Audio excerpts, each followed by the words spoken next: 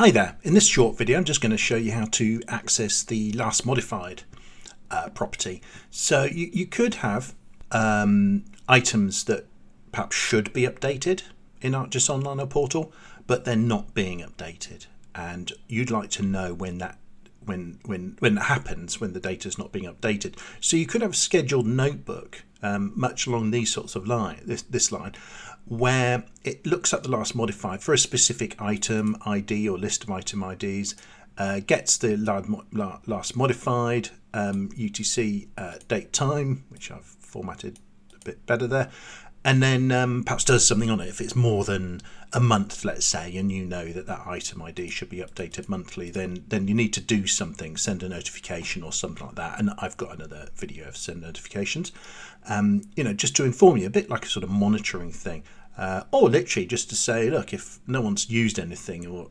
updated any list of item or item IDs, or indeed any content for the last 6 months, then pick it out and list them. So the basics here are the usual from import libraries and stuff, but I have added date time there because I'm going to get UTC and I want to do something to it.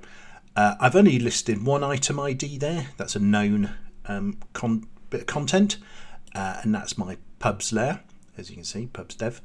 And then I loop through the for each item ID in this list, which actually just like I said has one. And then as long as I've got one, I then set last modified to be the item.modify property, and then using date time, it's UTC. I want to go from the timestamp divided by 1,000, etc. milliseconds, and format it to look at it, display it nicely, and then I just print. And if I don't find it, I say I don't find it. So let's just run this again. As you can see, that's the name of that's the title. Pubs dev confirms the item ID up there and when it was last modified. And there you go. I hope you find that little hint useful. Thank you.